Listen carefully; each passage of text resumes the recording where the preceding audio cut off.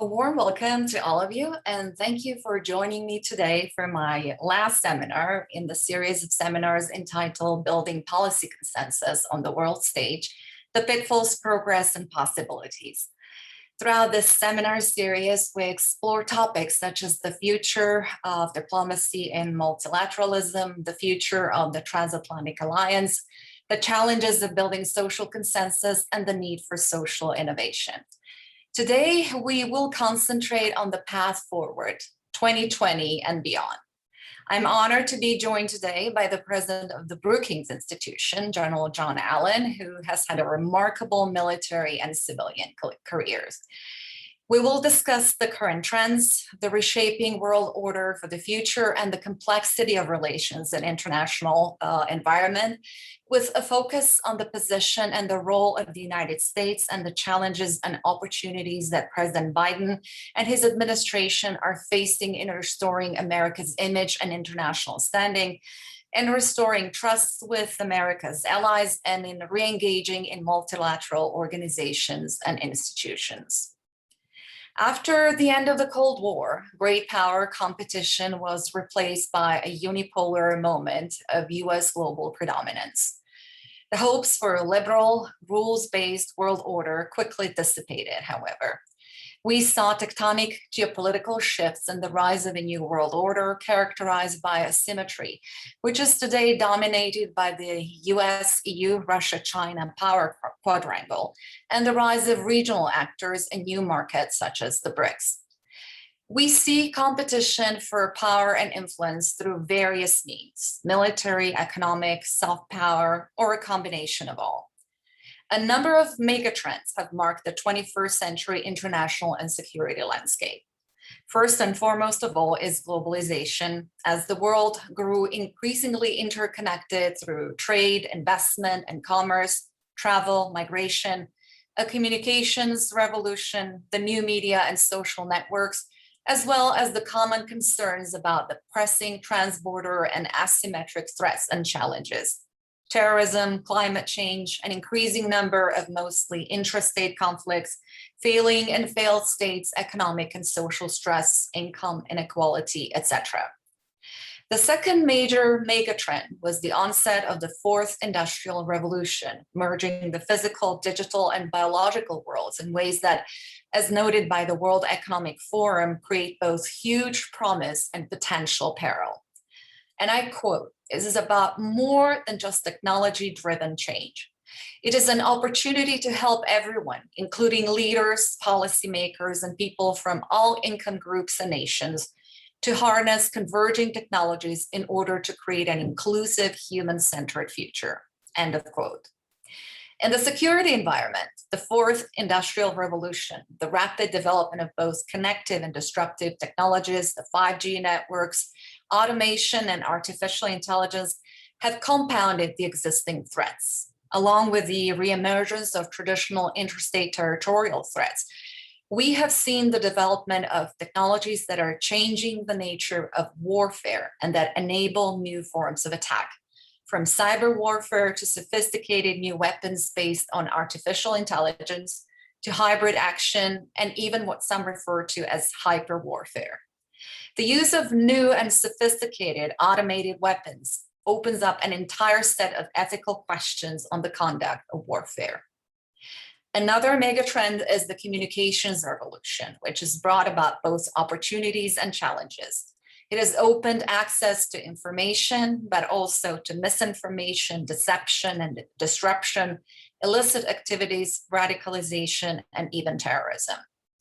Some authors refer to geoeconomics, or the power politics by economic means, or exercising power by economic means, as a new instrument of projecting power.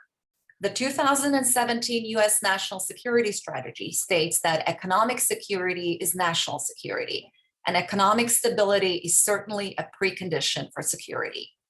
Countries today use finance, investment, and trade as means to gain influence regionally or globally. They use access to raw material, leverage energy resources, buy other countries' debt, which all leads to a rapid increase in economic interdependence. Another mega trend that has marked the 21st century is disruptors, most notably the novel coronavirus or COVID-19 pandemic, which has in record speed and most likely permanently altered the international landscape and life as we have known it. The pandemic has accelerated many processes that had been in the making or in the process for decades, such as digitalization of many aspects of life. It would in itself have had much more devastating effects had it not been for the technological development that has allowed for continuation of economic activities, or at least some level of economic activities, education, telemedicine, etc. On the other hand, it has exacerbated the already existing differences within and among societies, most notably the socioeconomic differences and lack of solidarity. The pandemic has resulted in turning in of societies or nations, COVID nationalism and vaccine nationalism, recession and economic crisis, displacement of workforce and skill shifts, socioeconomic differences based on access to vaccine or lack of it thereof, as well as on the access to and quality of digital technology, internet speed, availability of smart devices, the quality of online education, and many others. Vaccine inequality is widening by the day, leading the world's poorest countries and people behind in the race to vaccinate against COVID-19. This represents a threat to us all, as the new mutations spread and threaten not just the health of those who cannot afford the vaccine, but those who have been vaccinating their population as well.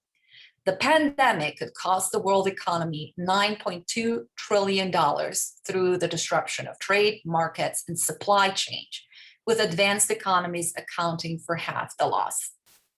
All these trends have led to a proliferation of political and economic risk, extreme political polarization within societies, the rise of populism and nationalism, and erosion of values. Relationships at all levels are marked by distrust into institutions of government, distrust among allies, or distrust toward perceived regional or global competitors. And distrust is corrosive to human and interstate relationships and to democracy itself, which relies on citizens' trust, cooperation, and participation in democratic processes.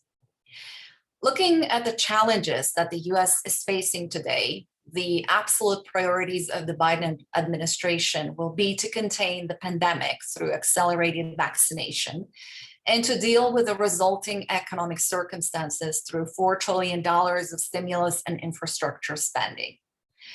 At the same time, the Biden administration confronts a number of foreign policy challenges, ranging from the president's announcement last week that he would withdraw US troops from Afghanistan by September 11, to the efforts to restart the JCPOA talks with Iran, to the latest escalations with Russia and China. Today, I am honored to be joined by General John R. Allen, president of the Brookings Institution. He's a retired US Marine Corps 4-star general and former commander of the NATO International Security Assistance Force, or ISAF, and US forces in Afghanistan. Prior to his role at Brookings, Allen served as senior advisor to the Secretary of Defense on Middle East security and a special presidential envoy to the Global Coalition to counter ISIL.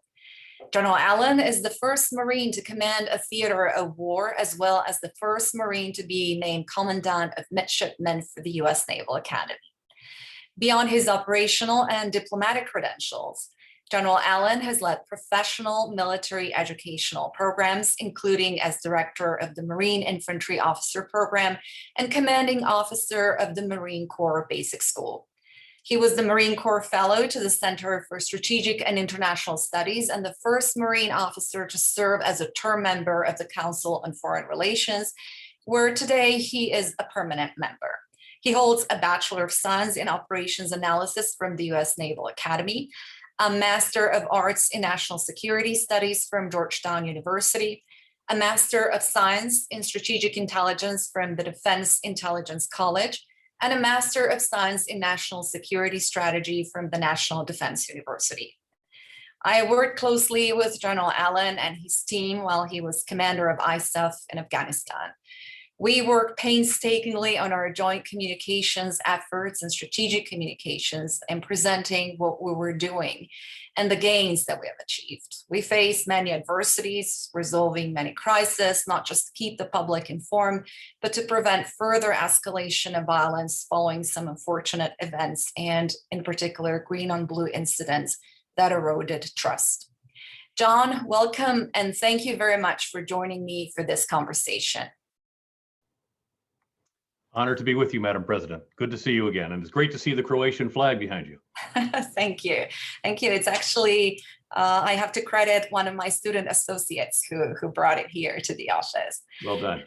So, John, let me begin. I'm sure, and I actually have received many messages from people who have participated in either or in their military or civilian capacity in our operation in Afghanistan. And I'm sure that our friends are watching and would like to hear your thoughts on last week's announcement by President Biden on April 14. It is time to end America's longest war. It is time for American troops to come home. First of all, let me use this opportunity to thank every single woman and man in uniform or in their civilian capacity who have served in Afghanistan and in other places to protect our freedom, and the families of those who have lost their dear ones. And for me, it was a true honor and a privilege to work with all of you in the theater. A Croatian soldier told me once when I asked him in Afghanistan what he would respond to people who asked him why we were there so far away from home. He said that home is defended in faraway places, and once the adversary gets to your doorstep, it is too late. So, John, how do we ensure that Afghanistan never again becomes a safe haven for terrorists who attack our societies? How do we preserve the gains? And how do we reassure Afghans themselves? And we've all seen back in 2014 when we were transitioning from ISAF to resolute support that they perceived it as a precipice, and it proved to be cause for emigration and brain drain. In case of failure, we can expect, unfortunately, millions of refugees to start our way. So how confident are you? Well, first, it's great to be with the Sign Institute. It's great to be with American University. It's wonderful to be back in your presence, Kolinda, and to have an opportunity to speak with your students and the many folks who are tuning in this afternoon. And let me also echo what you just said with respect to the respect that I have, just as you do, for all those who served in uniform. The women and men of 50 nations that came to Afghanistan and played an extraordinarily important role in what we were trying to do there. I have real concerns about this decision last week. It's certain in my mind that we're not going to see a major downturn in the political stability of the country. The idea that we were planning to stay there forever, and I hate the term forever wars because I think it's really dismissive of the sacrifices of our troops and those who served on the ground there. The idea that we were going to stay there without the kinds of strategic objectives that would give purpose to our sacrifice and our deployment is, I think, ludicrous. The reality, of course, is that that deployment can't be seen in isolation from the stability, the long-term stability of the Afghan government, supported by the emergence of a credible economy over time. And the difficulty that we face now is that we went from a force, when you and I were serving there, we went from a force of about 150,000 troops down to a very small number in a very short period of time, without the Afghan military being given the time that they needed to ultimately replace us on the ground in the manner that they would need to handle the threat of the Taliban.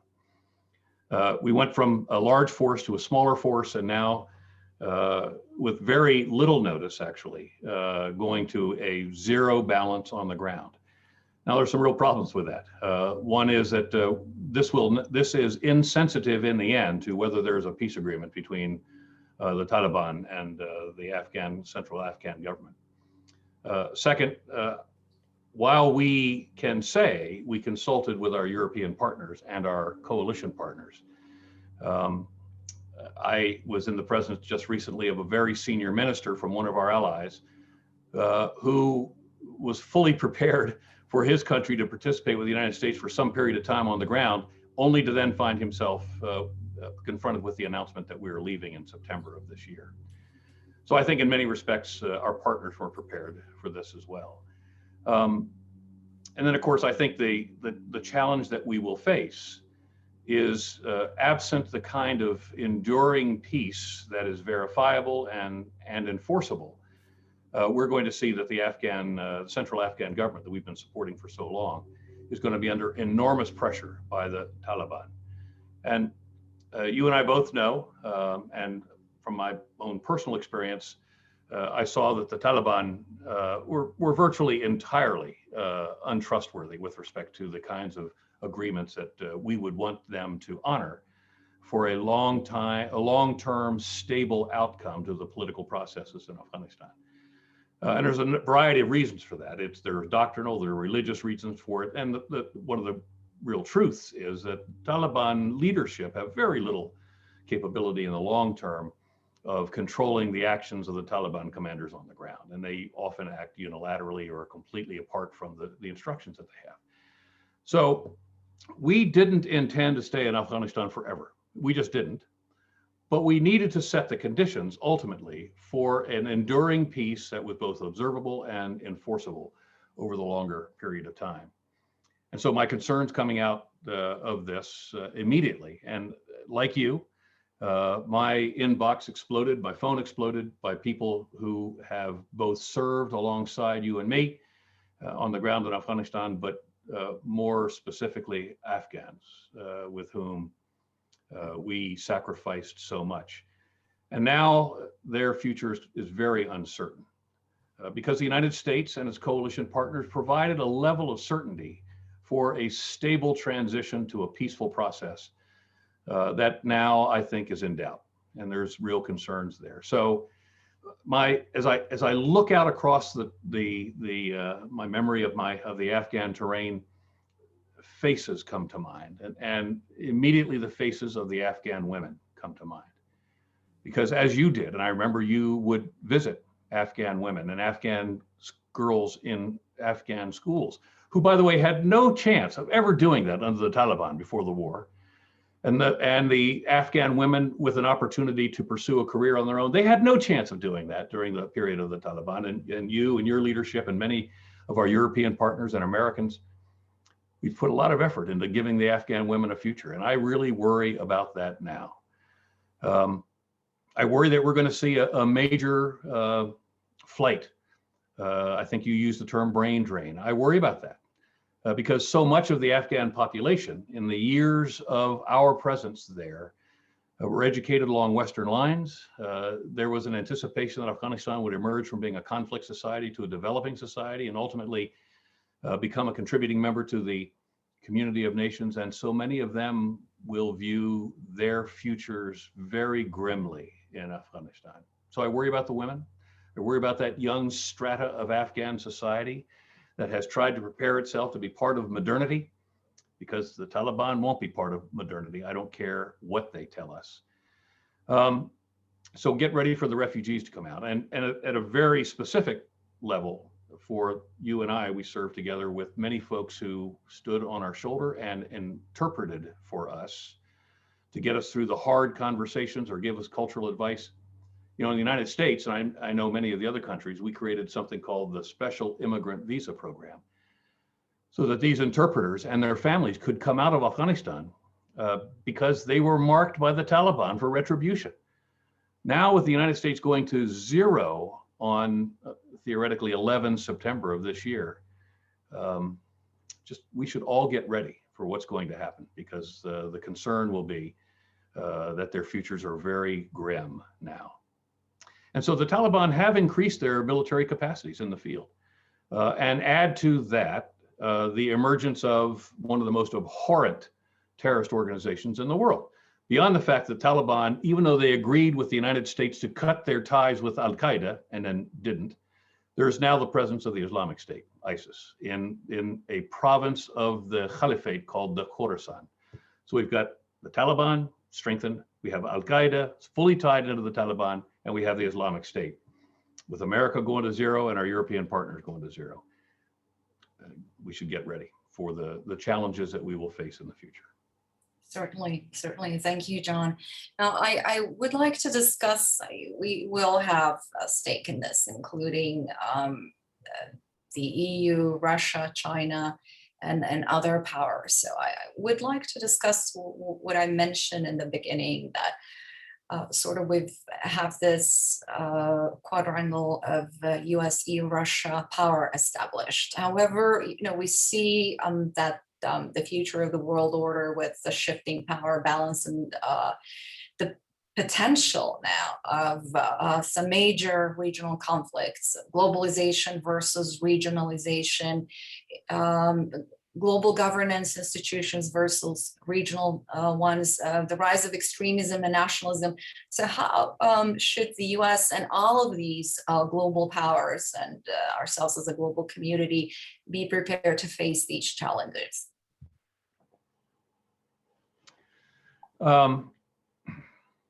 From the US perspective, I think we need to see the world as we did in the last administration. I don't necessarily disagree with it. I disagree pretty substantially with much of the policy application of the last administration.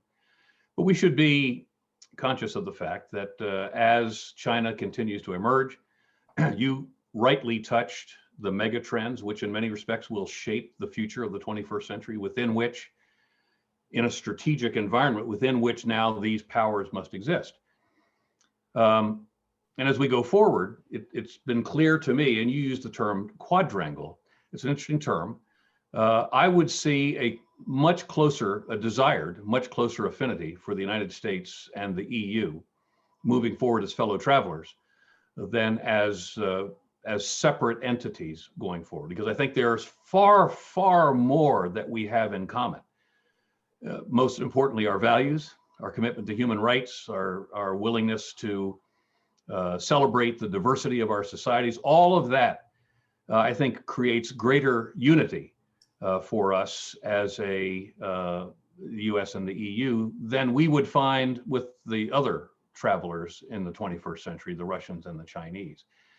But as I've looked at this going forward, Kolinda, the way I think we ought to be looking at it, and I think the Biden administration has it right at this point, and that is to think in terms of a conscious effort to strengthen democracy as a system of government and to bring together democracies ultimately to create a body of government, a world order, if you will, and it may be all that remains of the liberal world order that we saw emerge in the aftermath of the Cold War, to see a community of democracies that is first and foremost based on values and commitment to human rights, a community of democracies that is based on a recognizable system of representative government. Democracy is different in Croatia than it is in France, than it is in the United States, but it's still democracy. It's in the hands of the people.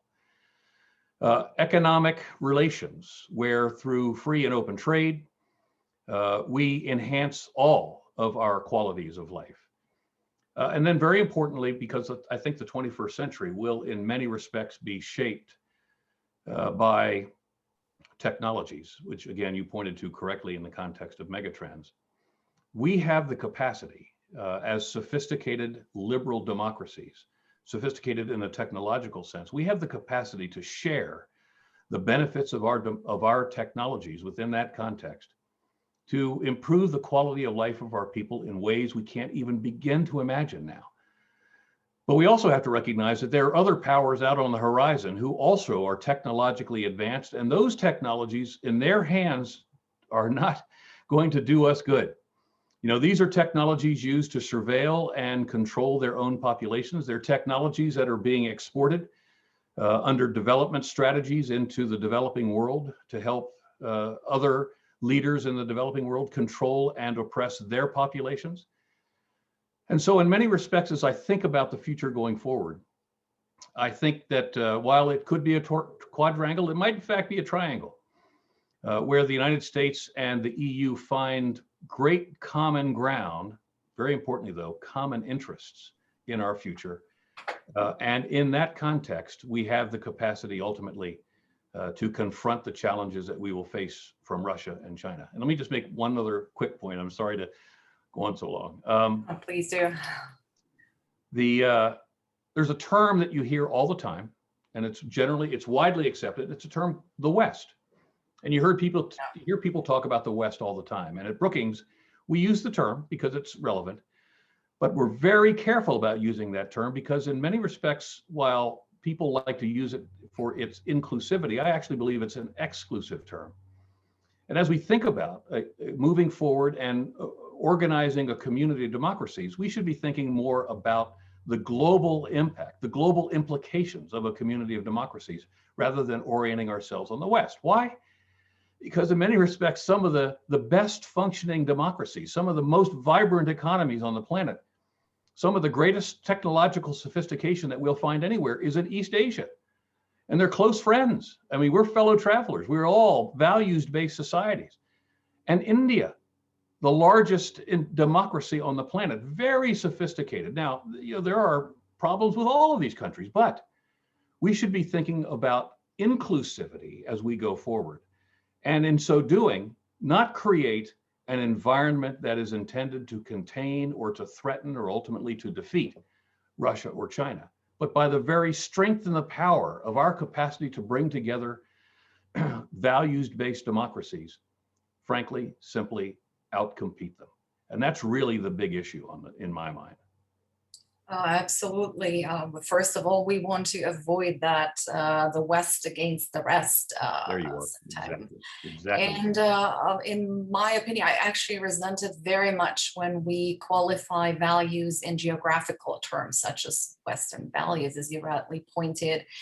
There are a number of countries around the world who share the same values, and those are universal values of human rights, solidarity, liberty, democracy, etc.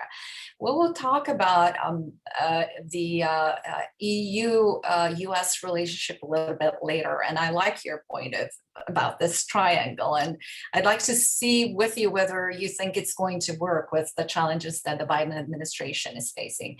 But let's focus on Russia to start with, on Russia and China. Over the past couple of weeks, according to Ukrainian sources, Russia has amassed about 40,000 troops along Ukrainian border.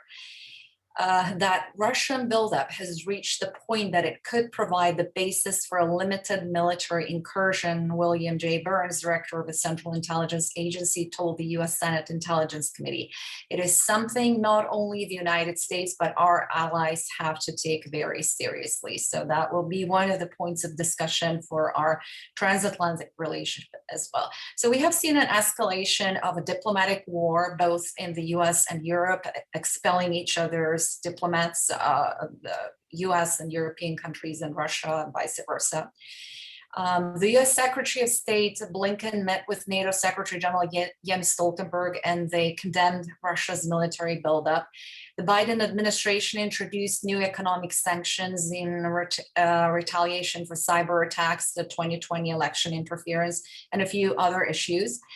And after President Biden has called President Putin a killer, last week he called Putin, signaling he is not looking to escalate tensions. We're also witnessing Russia's growing strategic cooperation with China, aimed at undermining the US influence, but also the influence of other actors as well. So what does this all mean for US-Russia relations? Oh, great question. I think in some respects, what you're seeing is an adjustment, which, as you well know from your experience as having been a foreign minister and an ambassador, when you see in the United States every 4 years or every 8 years, the shift from one administration to another, and they typically are shifts between parties as well. You'll see adjustments from the Trump administration, from the Obama administration to the Trump administration. The adjustment was stark. In some cases, it was just simply mean-spirited. It was an Obama idea, therefore I'm not going to accept it, therefore I'm going to walk away from the JCPOA or something like that, or walk away from Paris Climate Accord. But But I think what you're seeing here is the Biden administration making the very clear case very early along that while under the Trump administration, Russia, and you'll hear this term around Washington, Russia got a pass. I think the Biden administration is trying to make the case that Russia isn't going to get a pass. And the actions of the Russians, the actions of Vladimir Putin, are going to receive both the notice of this administration, but also the behavior will receive American and hopefully allied response. So I think we're going to see that more as we go forward. My hope is that even though this appears to be, and is in many respects, a punitive reaction by the United States against long-term Russian tampering in American cyberspace, long-term Russian tampering in our democratic processes and thus our democracy, long-term tampering in the democracies of our friends, clear Russian aggression. That's, we still have the hangover from 2014 and the severing of Crimea from Ukraine, and then the Russian support of the Donbass in separatists in the Donbass, and now the massing of Russian troops on the Ukrainian frontier.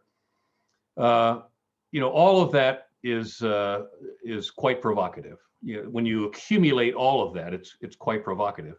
And my sense is that the Biden administration wants to make it very clear in the first 100 days to President Putin and to the Russian attentive elite that the United States is A, not going to get pushed around by the Russians, A, and B, that we're going to take notice of Russian behavior, and there will be a cost. There will be a cost imposed for certain kinds of behavior. In Ukraine, for example, I thought the president properly called the president of the Ukraine, Kolinda, and was very clear that he has full unconditional American support. Our senior leaders, our defense secretary and our secretary of state have been in Brussels consulting with both the EU and NATO on our concerns about the Russian buildup on the Ukrainian frontier. And I think we've been very clear that we will provide the support that is necessary to the Ukraine to ensure that there is a level of deterrence on the ground in the Ukraine that would make some form of a Russian incursion into the Ukraine, or, God forbid, and walking down the road of insanity, a Russian incursion into NATO territory. This president and the United States and America under this president is unambiguously committed to the North Atlantic Treaty Organization, but has also been very clear that he's committed to the Ukraine as well. So look, the Russians can mass their troops because it's their country and it's their sovereign right to do so, and they do it fairly frequently. When they do it in a way that is intended to provoke the United States, and when they do it in a way that seems to intentionally threaten the area of the NATO alliance, then they're going to receive, under this US administration and this current NATO command structure, they're going to receive full attention and the kinds of responses that will be necessary in terms of our capacity to mobilize and very quickly respond if necessary. Now, you raised the issue of Russia and China. You may have remembered from my good friend, Professor Julian Lindley French, that we've recently written a book called Future War, The Defense of Europe. The nightmare scenario for us in that book is a simultaneous push against Europe by the Russians and against Taiwan and our allied interests in the East. And at the very moment that the Russian troops are massing on the Ukrainian border, with lots of rhetoric to accompany it, we had 24 very sophisticated Chinese aircraft violate the air defense information zone of Taiwan last week. Largest incursion that we've seen. So, we're very attentive to this. And I think that early along in this administration, the Chinese and the Russians are going to see what Joe Biden is made of. And I think he has been very clear that he's not going to stand for the kinds of provocations that the other president either really bungled in many ways through bombast and a lack of strategy, or is just simply gave the Russians their way. Let me stop there, see if you have a follow-up on that. Thank you. Now, I always like to include my student associates to actively participate in these seminars. So I have asked 3 of them to prepare questions for you from the point of view of the respective countries that they would represent. So Russia, China, and well, the EU is not a country, but from the position of Europe or the European Union. So let me start with Kaylee, who will ask her question from the point of view of Russia. Kaylee, please. Hello, sir. Thank you for joining us today.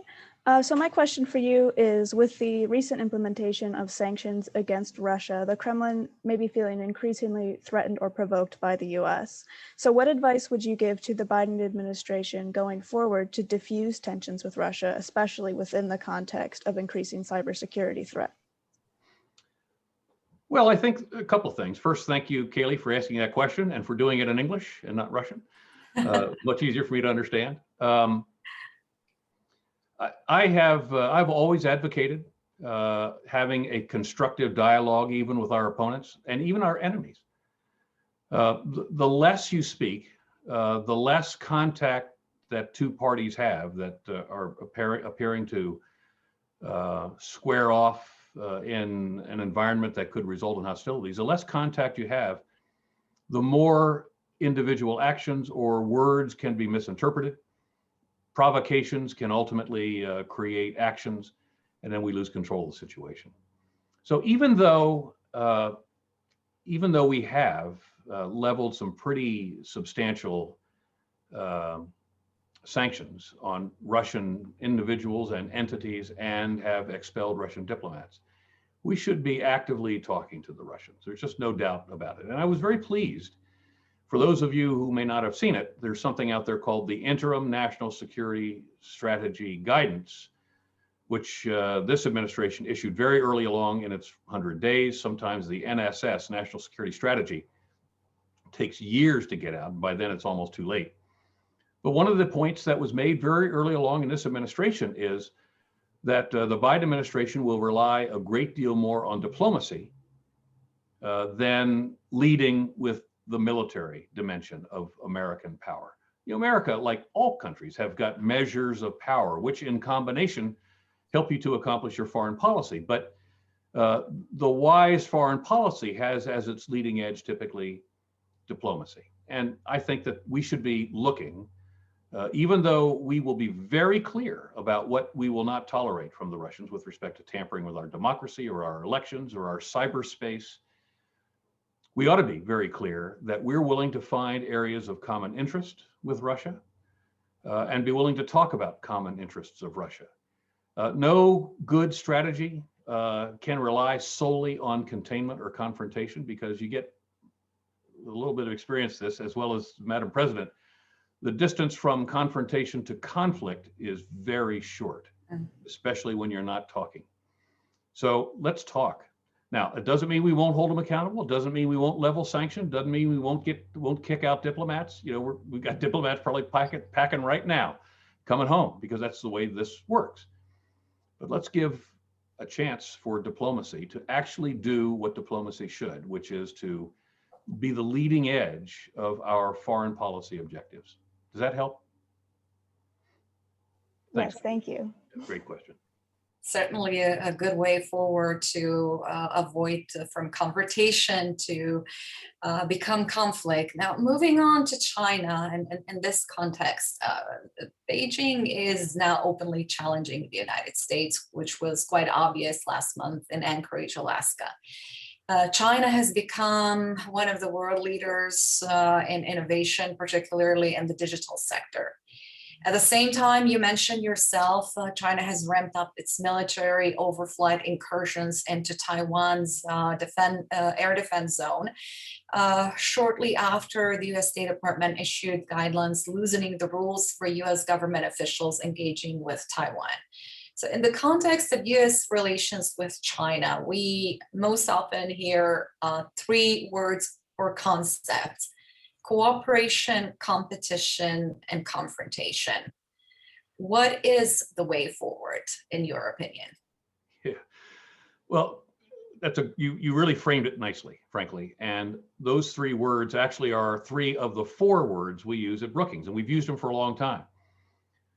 First, look, we are not going to be able to avoid the fact that the most populous nation on the planet, soon to have the largest economy on the planet, very technologically sophisticated, is going to have to be a fellow traveler in the 21st century.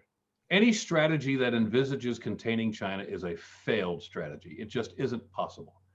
And any strategy that relies for its success on constant confrontation of China, we just said it a few minutes ago, constant confrontation ultimately results in going in a place you don't want to be, which is the one thing we don't want between two thermonuclearly armed states, which is armed confrontation. And it could happen pretty quickly in East Asia in a couple of flashpoints if we're not careful.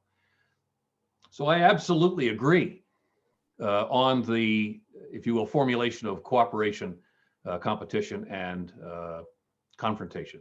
So we should be able to, and tomorrow I lead an American delegation in conversations with the Chinese on the future of artificial intelligence. 2 weeks ago, I led a delegation with the Chinese on the future of our bilateral relationship. A couple of weeks before that, we led a delegation with the Chinese on how we can share the science associated with dealing with pandemics and the development and the deployment of vaccines worldwide in a cooperative nature. Here, we should be seeking opportunities between the two great powers on the planet, the United States and China, for how we can move forward in a cooperative way on certain things. Now, we're not going to agree on everything. We can find common interests. We probably won't share many common values, but we can share common interests. We want our people to be healthy, so we don't want any more pandemics. We want our science, our medical science, to be able, as the Chinese did actually, they did the genomic sequencing of this disease very early, which gave us a jump start in the capacity to get after a vaccine. Now, it could be argued that it started there, so maybe they got a capacity to do the sequencing ahead of all the rest of us. But their science was sufficiently capable, their medical science was sufficiently capable to do that. So there are ways with respect to the climate, there are ways with respect to disease, pandemics, vaccinations. There are ways that we can cooperate on technologies. There are ways that we can find a route together forward for cooperation. But there also, we should expect that we're going to compete. We're going to compete on technology issues. We're going to compete economically. And competition isn't necessarily bad. There is opportunity that comes from competition. And I tried to explain a little while ago that in the context of a community of democracies, if we do this right, we can compete with the Chinese in ways that ultimately preserve, if you will, the preeminence of our system of government, our system of commitment to human rights, and a system of relationships which betters humankind. But we'll compete with the Chinese on those matters, and we should seek opportunity from that. Now, we may compete with the Chinese in a manner that is intended to defeat whatever their objectives are. And that may take us into the realm of confrontation. And we ought to be very clear that there will be things over which we will confront the Chinese. We'll confront the Chinese over unfair trade practices. We'll confront the Chinese over intellectual property theft. We'll confront the Chinese over currency manipulation. We'll confront the Chinese over air and sea space information zones that would seek to become exclusive, or air and sea space information zones that would deny the freedom of commerce and freedom of navigation through airspace and sea space, which is inherent to the independent states of the world in their capacity to conduct the economic intercourse of the world. So when the South China Sea is declared to be Chinese sovereign water space, we're going to challenge them on that. We're going to confront them on that. And that's a potential flashpoint. And that's why we've got to have sound relations with the Chinese otherwise, because in a confrontation over that, or a confrontation over Taiwan, or a confrontation on the Korean Peninsula, or if we have a major confrontation on the high ground between China and India in the context of the Quad, we need to be prepared to to confront as necessary to ensure that our interests are properly served and secured. But that confrontation has got to be very carefully controlled and measured to prevent it from becoming, in our world, the fourth C, which is conflict. So I was surprised a bit by the outcome in Alaska. I had hoped that we would be in a different place. The Chinese have just, as you know, just declared themselves to be the equal of the United States. Nah, Yes. no, it's going to be a long time before they are. But we shouldn't use the position where we believe ourselves to be preeminent as a means ultimately to keep the Chinese down. That's a foolish strategy. We should be working to find ways to be cooperative with them and to be fellow travelers going forward and defend ourselves in the process. Yes, I myself had much higher hopes for the meeting in Alaska. Yeah. Samantha has a question for you on digital technologies and artificial intelligence. Hi, so my question for you is that the world has become more and more digitized, especially as a result of the increasing use of digital technologies during the pandemic, with China being seen as a leader for artificial intelligence. As China continues significant development in the world of AI, how should the U.S. best prepare to face future AI-based threats or negotiate agreements on the use of AI technology? Well, that's a very important question. It may be the most important question that we could be asking these days, because as I've said earlier in this confrontation, the advance, one of the great mega trends of the 21st century are advances in technology. And let me just take a second and say, if we had the graph in front of me, I'd love to put up on the screen, the horizontal axis, the x-axis would be time. The vertical axis, the y-axis, would be increases in technological capabilities. And for the vast majority of the history of humankind, right up through most of the 20th century, the line of technological advance was almost parallel over time to the x-axis, and there's very little rise. In the aftermath of World War II and the advent of computing, we began to see some real technological rise. And now with the advent of supercomputing, big data analytics, and artificial intelligence, and the algorithms that have flowed from that, we have seen that curve go like this. And it's almost parallel to or asymptotic to the y-axis. So as Kolinda said at the very beginning, technology in many respects will shape the geopolitics of the 21st century. In the 20th century, in the Cold War between the Soviet Union and the so-called West, led by the United States, the stakes were thermonuclear, and it was truly a fight to the finish. And we tried very, very hard, both sides, to keep from going nuclear. And in the end, one collapsed from exhaustion and the other one was barely standing. This one is not going to be defined necessarily by thermonuclear arsenals, but it's going to be defined by the capacity to develop technologies that give one or the other of the sides a technological edge. The Chinese are very sophisticated in their AI. And I think while there will be elements within the Chinese hierarchy and the Chinese government that will want to apply those technologies to the military capacity, I think there are also elements within the Chinese governmental hierarchy, the party in particular, that want to see the Chinese people, their lives improved by artificial intelligence. Now, China is the largest surveillance state on the planet using artificial intelligence and supercomputing and big data analytics to know exactly what movie you want to go to and when you last filled your car with gas and how much money you just put in the bank. They'll know all of that about you in order to know what you're doing. We would never stand for that. The United States would never stand for that. Our EU partners would never stand for that. And that's where we find ourselves on one side of how technology should evolve in the 21st century, and the Chinese, in large measure, another side. Now, to that extent, there are really strong arguments for both sides, and having now sat down with the Chinese several times on the issue of artificial intelligence as it might be applied to defense matters, we are genuinely, jointly concerned about runaway AI and other emerging technologies that find their way into defense and security matters.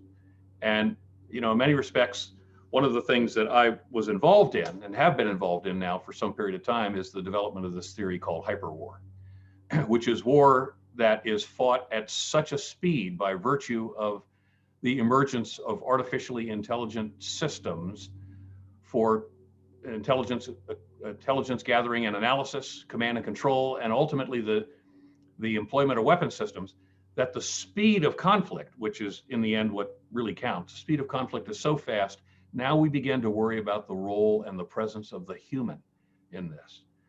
And for the EU and the United States and those of us who are truly committed to human rights and the sanctity of human life, that's a real issue.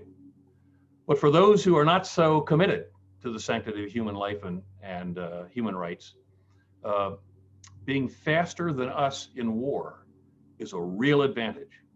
And this is a very difficult moment for us. And so there are arguments to begin to have, if you will, the kinds of arms control treaties on technologies that we've had in the past about nuclear weapons. And we're going to have to see how that goes. Thanks for the question, Samantha. Great one. Thank you. Now, John, you said yourself that the transatlantic relations are at the core of liberal international order. However, in the past few years, we have seen growing differences in perspectives and positions on mutual relations between the two sides of the Atlantic, between the US and Europe. Differences in perspectives on institutions, norms, the asymmetry of contribution, and the asymmetry of expectations in terms of the value of the relationship as such. Defense spending, JCPOA, okay, we've seen that's a movement there.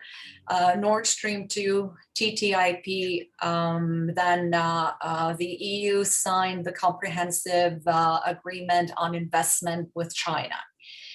Europe's ambition at strategic autonomy, which according to EU High Commissioner for Foreign and Security Policy, Josep Borrell, is not limited to security and defense, is perceived by some as a method of weakening the transatlantic partnership and NATO.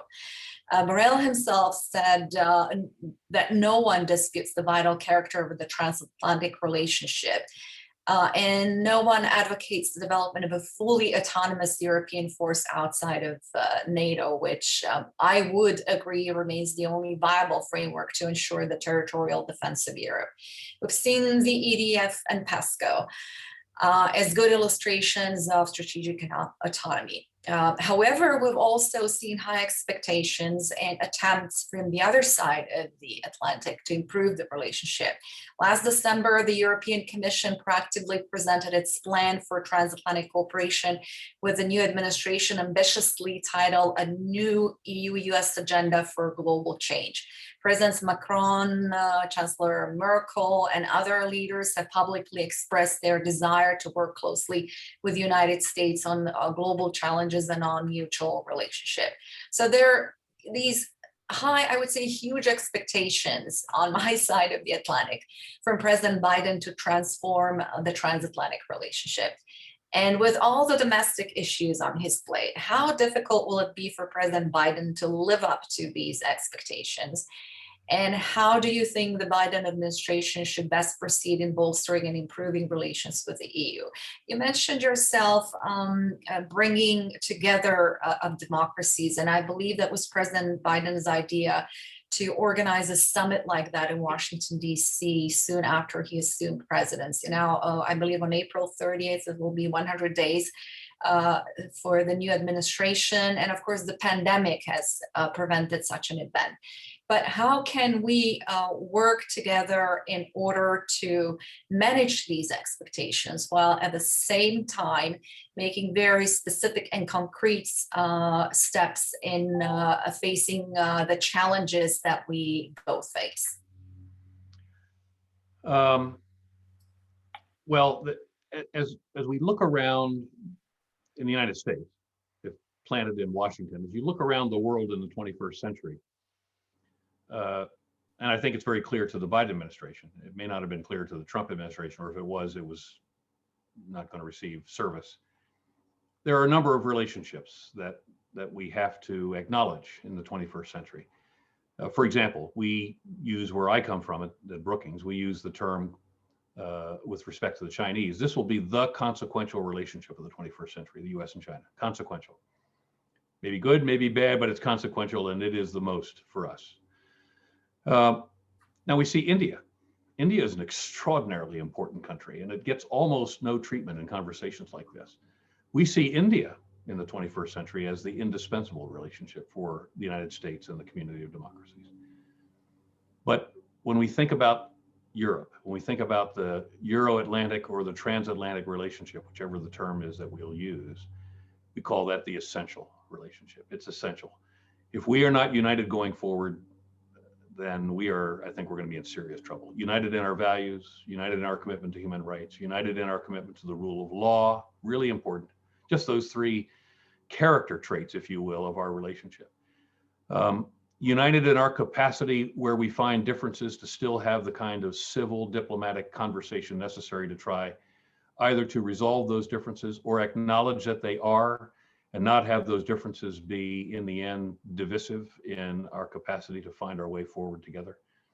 United in our technologies, united in our respect for our citizens as those technologies go forward. And I have to congratulate the EU on the GDPR. I think the EU was very courageous and in many respects path-breaking, if you will, in adopting the GDPR. And what you saw was the rest of the world got in line on the protection of the rights of the individual citizen in countries as technology continues to dominate and become preeminent in our societies. So, we talked in terms of a quadrangle. It might be a triangle. I'm not sure. I don't think we're a triangle yet.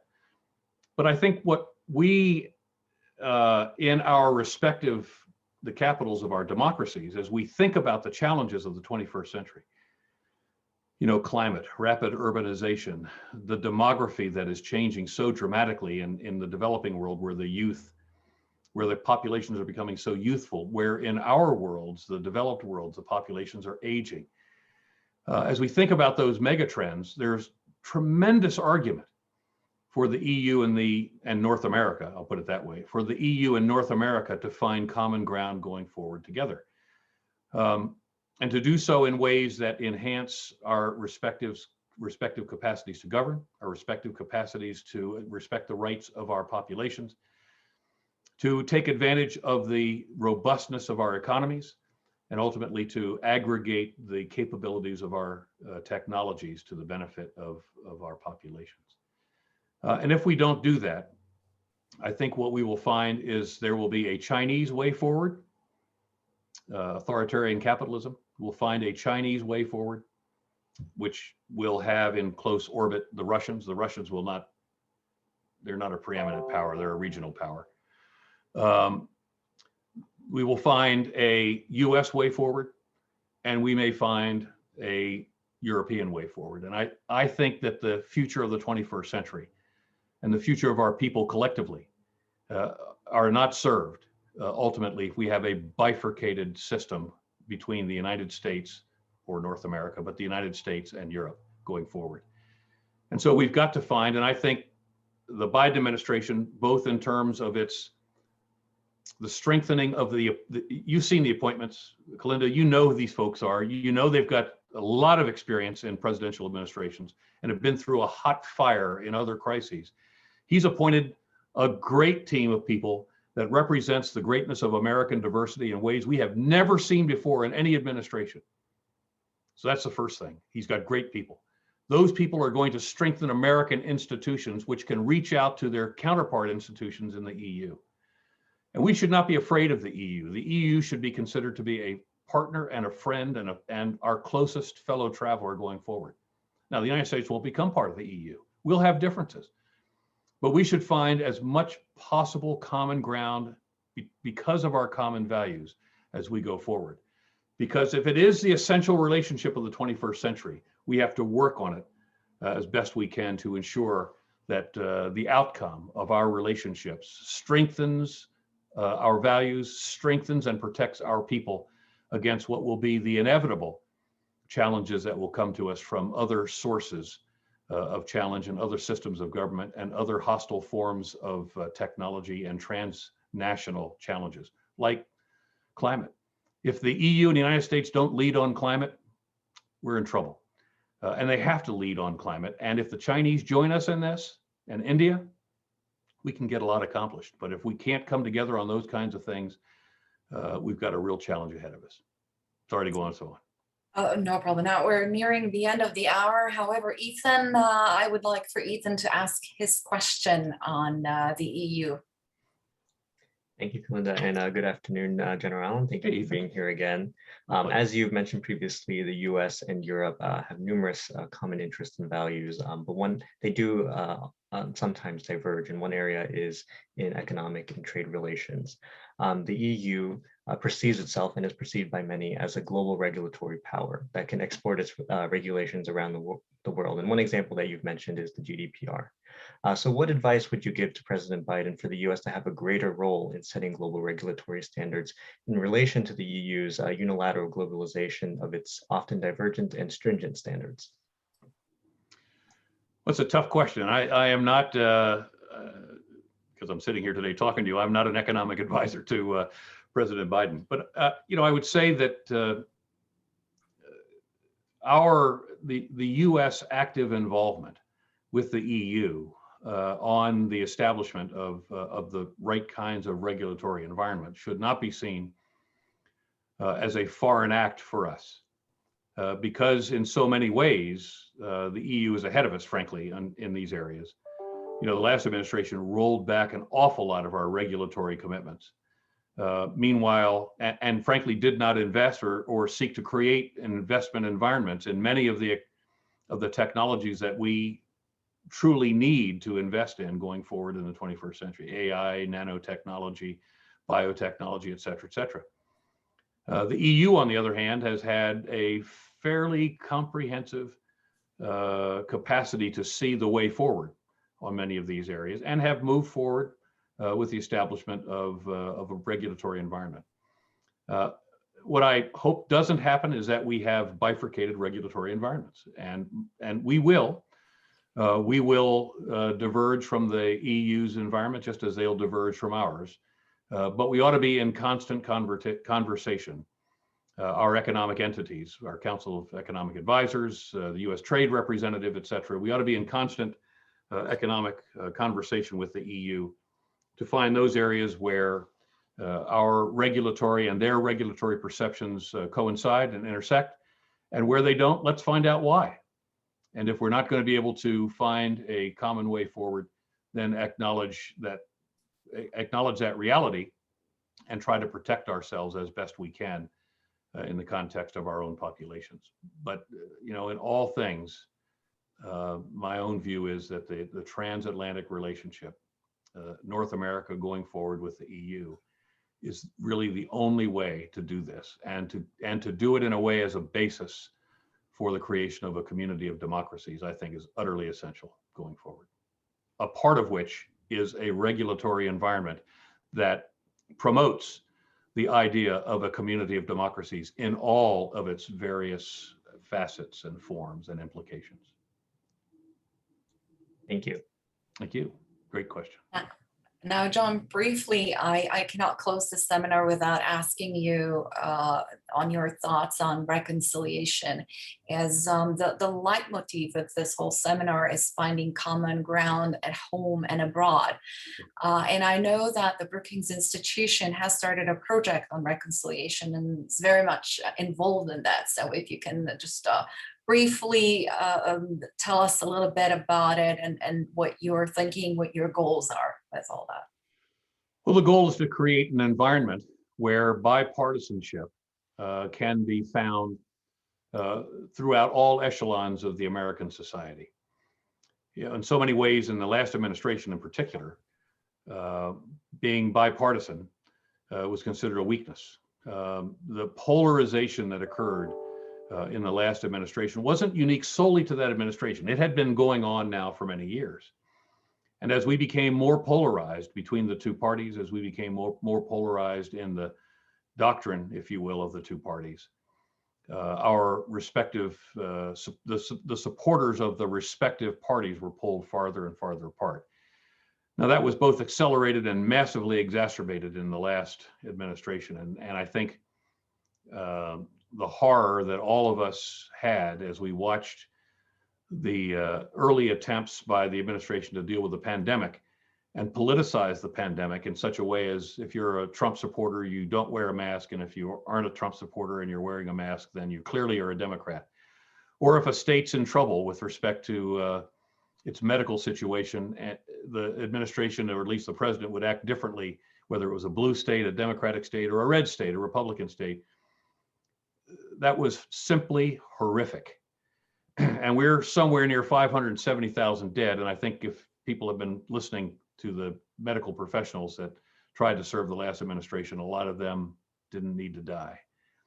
So we've got a lot of work ahead of us if we're going to both reconcile and heal.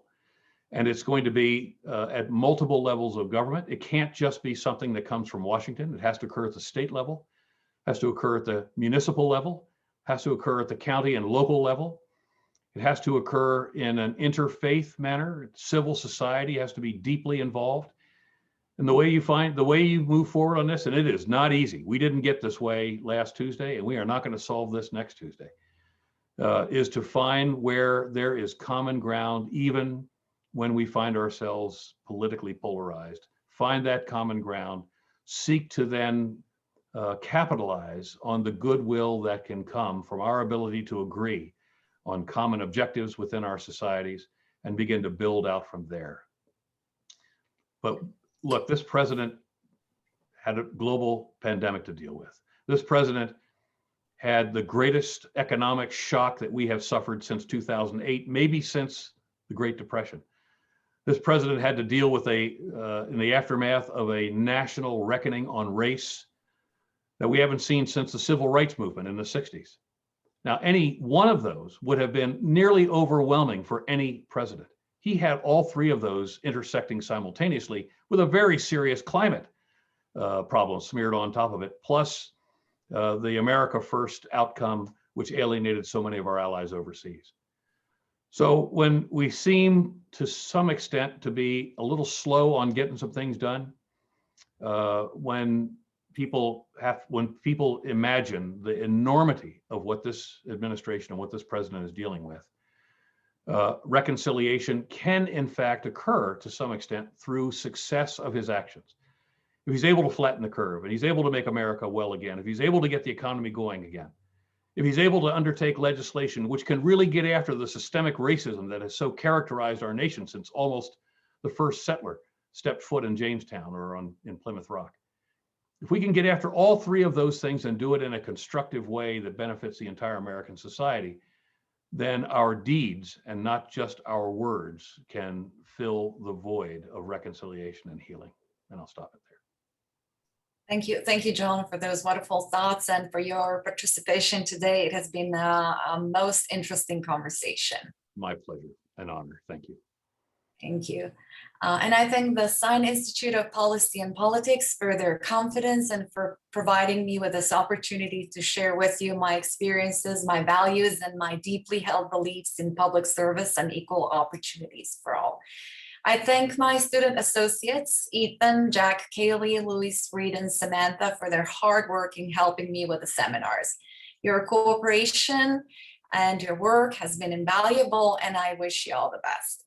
In conclusion, let me close with some of my thoughts that I want you to take away from the seminar series that focused on the need to find common ground overseas and at home to build stronger alliances, resilient societies, and stronger citizenry. Together with all of my guest speakers, I hope that we have encouraged the participation of particularly the young generation in government and public service, in spite of the declining trust in public institutions around the world. I hope to have encouraged you to pursue your own dreams, goals, and aspirations, as well as to pursue working towards making it possible for others to do so, always keeping an open mind and being open to change as one of the prerequisites of success and personal growth.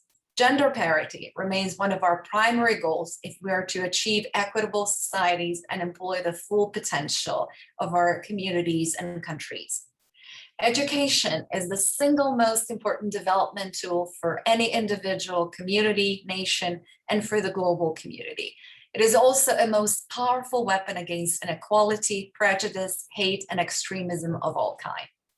And when dealing with prejudice, please remember that we ourselves are also not immune from harboring prejudice, and we have to learn to recognize it and deal with it. Through the ups and downs, through the waiting rooms of your life, through all the experience that make up your life, you have to develop resilience. But through all that, please remember to hold on to your values, even when you have to change your goals. The primary values being respect for others and for oneself, human solidarity, the value of hard work, excellence, ambition, modesty, honesty, integrity, and treating others in the same way that you expect them to treat yourself. And one final thought on legacy. The best way that we can leave our legacy is by empowering others. People often fear competition for all the wrong reasons, whereas our biggest legacy is the people that we form for the future, whom we help to mold, educate, to empower themselves to take over our mission in the future. And as a final thought, encompassing everything that we talked about today and throughout the seminar, let me borrow the words from President Lincoln from his second inaugural address.